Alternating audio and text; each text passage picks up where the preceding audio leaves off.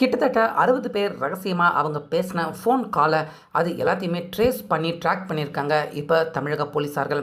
இதில் மிக மிக முக்கியமாக செந்தில் பாலாஜி அவர் பேசின அந்த ரகசிய ஆடியோ முதல்வர் விஜய் அவருடைய ஆட்சியை கலைக்கிறதுக்காக செந்தில் பாலாஜி உட்பட இன்னும் திமுக தலைகள் நிறைய பேர் பேசியிருக்காங்க.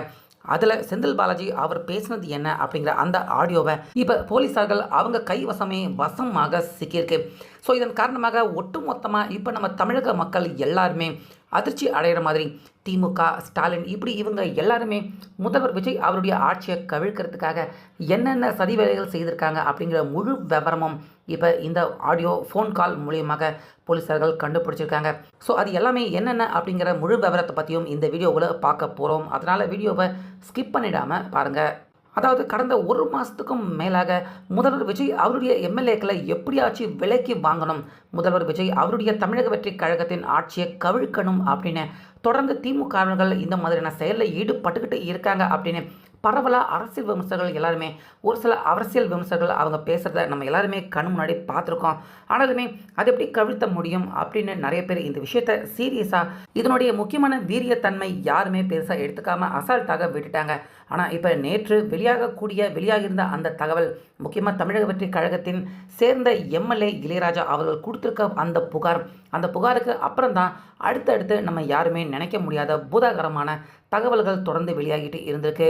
ஸோ இதில் ஃபஸ்ட்டு இளையராஜா அவர்கள் கொடுத்த அந்த புகாரின் அடிப்படையில் கரூர் கேங்கை சேர்ந்த அதே போல் செந்தில் பாலாஜி அவருடைய சகோதரர், அவருக்கு கீழே வேலை பண்ணுறவங்க, இப்படி ஒரு 3-4 பேரை நேற்று போலீஸார்கள் அவங்க கைது பண்ணியிருக்காங்க. கைது பண்ணி நேற்று இரவே சென்னைக்கு வரவழைக்கப்பட்டிருக்காங்க அந்த 4-5 பேர். ஸோ அவங்களுடைய அந்த ஃபோனை பிடுங்கி அதில் இருக்கிற டேட்டா, ஃபோன் கால், யாராருக்கு பேசியிருக்காங்க, கால் ரெக்கார்டர், இது எல்லாத்தையுமே போலீஸார்கள் ஆய்வு பண்ணி பார்த்துருக்காங்க. அதில் தான் யாருமே எதிர்பார்க்காத திடுக்கிடும் அடுத்தடுத்த அதிர்ச்சிகள் எல்லாமே தெரிய வந்திருக்கு. இதில் சம்மந்தப்பட்ட அந்த நபர் கிட்டத்தட்ட செந்தில் பாலாஜி அதே போல் அவருடைய சகோதரர் அசோக் 2 பேர்கிட்டையுமே நிறையா வாட்டி பேசியிருக்காங்க. முக்கியமாக எதை பற்றி பேசியிருக்காங்க அப்படின்னா, இந்த ஆட்சியை கவிழ்க்கிறதுக்கும் எப்படியாவது தமிழக வெற்றி கழகத்தின் பக்கம் இருந்து ஒரு 15-20 எம்எல்ஏக்கள் அவங்க ராஜினாமா பண்ணணும், இந்த ஆட்சி கவிழணும். அதாவது ராஜினாமா பண்ணுறவங்க திமுகவோ அதிமுகவுக்கோ வரணும் அப்படிங்கிறது அவசியம் இல்லை, பதவியை ராஜினாமா பண்ணாலே போதும், கிட்டத்தட்ட 35 கோடி ரூபாய் வரைக்கும் உங்களுக்கு தர தயாராக இருக்கும் அப்படின்னு ஃபஸ்ட்டு இந்த கரூர் கேங்கு செந்தில் பாலாஜி அவருடைய அந்த அறிவுறுத்தலின் அடிப்படையில், அவருடைய சகோதரர் அறிவுறுத்தலின் அடிப்படையில் இவங்க எல்லாருமே கிட்டத்தட்ட 15-20 தமிழக வெற்றி கழகம் எம்எல்ஏக்கு 35 கோடி ரூபாய் வரைக்கும் பண ஆசை வார்த்தையை காட்டியிருக்காங்க. அப்படி பணம் அதுக்கு மசியலை அப்படின்னா உயிர் பயத்தை காட்டியிருக்காங்க. ஆளை இல்லாமல் ஆக்கிடுவோம், கொண்டுடுவோம் அப்படிங்கிற மாதிரிலாம் மிரட்டியிருக்காங்க. இதில் ரொம்பவே கொடுமையான அதிர்ச்சி தரும் விஷயம் என்ன அப்படின்னு பார்த்தீங்கன்னா, செந்தில் பாலாஜி அவருடைய அந்த ஃபோன் கால், அவர் கூட அந்த கரூர் கேங்கை சேர்ந்தவங்க எல்லாருமே செந்தில் பாலாஜி அவர் கூட பேசின ஆடியோக்களும் அந்த கைது செய்யப்பட்ட அந்த நபர்கள் அவங்களுடைய ஃபோன் காலில் இருந்திருக்கு.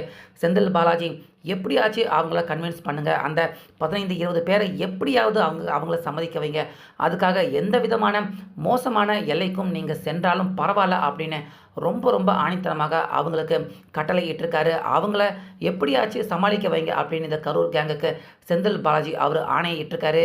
அதன் அடிப்படையில் தான் எவ்வளவு காசு வேணாலும் தரோம், ஆனால் இந்த விஷயத்த சொன்னீங்கன்னா உங்களை இல்லாமல் ஆக்கிடுவோம், உங்கள் குடும்பத்தையே அழிச்சிடுவோம் அப்படிங்கிற மாதிரி தான் அந்த கரூர் கேங் எல்லாரையும் மிரட்டியிருக்காங்க. கிட்டத்தட்ட 15-20 தமிழக வெற்றி கழகம் சம்மந்தப்பட்டவங்களை நிறைய பேர் அந்த ஷார்ட் லிஸ்ட் பண்ணி ஒரு சில பேரை அந்த 20 பேரை தேர்ந்தெடுத்து அவங்கள மட்டுமே மிரட்டியிருக்காங்க. இதில் புதுசாக வந்தவங்க நிறைய பேர் எம்எல்ஏ, அரசியலுக்கும் ஓரளவுக்கு புதுசு அப்படிங்கிறதால அவங்க எல்லாருமே ஓரளவுக்கு பயந்துருக்காங்க. பயந்துக்கிட்டு என்ன பண்ணுறது அப்படின்னு யாருக்கிட்ட சொல்கிறது அப்படின்னு தெரியாமல் சரி அப்படிங்கிற மாதிரி இந்த பேரத்துக்கு அவங்களுமே வேறு வழி இல்லாமல் உடன்படிக்கைக்கு வந்த மாதிரி தெரியுது. ஆனால் இளையராஜா அப்படிங்கிறவர் தான் பார்த்தீங்கன்னா நேற்று அவங்க எவ்வளோதான் மிரட்டினாலும் தைரியமாக போய் காவல் நிலையத்துக்கு புகார் கொடுத்துருக்காரு. அவருடைய புகாரின் அடிப்படையில் அவருக்கு வந்திருக்க அந்த ஃபோன் கால் அது எல்லாத்தையுமே ட்ரேஸ் பண்ணி சம்மந்தப்பட்டவங்களை நேற்றே கைது பண்ணி இன்றைக்கி இரவோடு இரவாக சென்னைக்கு வரவழைக்கப்பட்டிருக்காங்க. ஸோ அதில் குறிப்பிட்டவங்க எல்லாருடைய நம்பர் எடுத்து பார்த்தோம்னா கிட்டத்தட்ட இந்த விஷயத்தில் 60க்கும் அதிகமான பேர்கிட்ட பேசியிருக்காங்க. அதில் தமிழக வெற்றி கழகம் எம்எல்ஏக்கள் மட்டுமே கிட்டத்தட்ட 20 பேர் அந்த லிஸ்ட்டில் வராங்க. அவங்களுக்குள்ளேயே அந்த கரூர் கேங்கு அவங்களுக்குள்ளேயே கிட்டத்தட்ட 60 பேர் இந்த விஷயத்தை பற்றி மாற்றி மாற்றி டீலிங் பேசியிருக்காங்க. எப்படி செய்யலாம் அப்படிங்கிற மாதிரி திட்டம் போட்டிருக்காங்க. கிட்டத்தட்ட 60 பேருடைய ஃபோன் கால் அவங்களுடைய கிட்ட இருந்து கைப்பற்றப்பட்டிருக்கு. இதில் முக்கியமாக செந்தில் பாலாஜி அவருடைய சகோதரர் அசோக் இவங்க 2 பேருடைய ஃபோன் காலும் அதில் இருக்கிறது தான் ரொம்ப பெரிய அதிர்ச்சிகரமான விஷயமாக இருக்குது. ஸோ அந்தளவுக்கு இப்போ பக்கவாக திமுக அவங்க வசமாக மாட்டியிருக்காங்க. தமிழக வெற்றிக் கழகம் முதல்வர் விஜய் அவருடைய ஆட்சியை கவிழ்க்கிறதுக்கு திமுக இந்த செயலை செஞ்சுருக்காங்க அப்படிங்கிறது இப்போ அப்பட்டமாக தெரிய வந்திருக்கு. தமிழ்நாட்டு மக்கள் எல்லாருமே இதை பார்த்துட்டு 6 மாதத்துக்கு சும்மா இருப்போம், 6 மாதத்துக்கு நாங்கள் எதுவும் பண்ண மாட்டோம் அப்படின்னு சொல்லிட்டு விஜய் அவருக்கு நேரடியாக சட்டமன்றம் அரசியல் ரீதியாக பிரச்சனை தொந்தரவு கொடுக்கறது மட்டும் இல்லாமல் அவருடைய ஆட்சியை கழிக்கிறதுக்கே நீங்கள் இப்படிப்பட்ட ஒரு மோசமான செயலில், அதாவது மிரட்டியிருக்காங்க, பணம் கொடுக்குறோம் அப்படின்னு சொல்லியிருக்காங்க, உயிர் பயம் கொடுத்துருக்காங்க. இப்படி எல்லா செக்ஷன்கள்லையுமே போலீஸார்கள் வழக்கு பதிவு பண்ணியிருக்காங்க. இந்த விஷயத்தை கேள்விப்படுற மக்கள் எல்லாருமே அதிர்ச்சி அடைஞ்சு போயிருக்காங்க. திமுக அவங்களுடைய உண்மையான முகம், அவங்களுடைய உண்மையான தோல் உரிக்கப்பட்டிருக்கு இந்த விஷயத்தால். இப்படிப்பட்ட ஒரு கட்சியாக திமுக. ஸோ இது எல்லாத்தையும் பார்த்து மக்கள் எல்லாருமே தற்போது திமுக கட்சியை இன்னுமே வெறுக்க ஆரம்பிச்சுட்டு வராங்க. ஸோ செந்தில் பாலாஜி அவரும் அவருடைய சகோதரரும் நேரடியாக இந்த விஷயத்தில் சிக்கியிருக்கிறது கண்டிப்பாக திமுக அவங்களுக்கு ரொம்ப ரொம்ப பெரிய ஒரு கெட்ட பெயரை தான் தற்போது ஏற்படுத்தியிருக்கு. ஸோ இன்னும் நிறைய பூதாகரமான விஷயங்கள் வெளியில் வரப்போகுது. இப்போது நடந்திருக்க இந்த விஷயத்தை பற்றி உங்கள் கருத்தை சொல்லுங்கள்.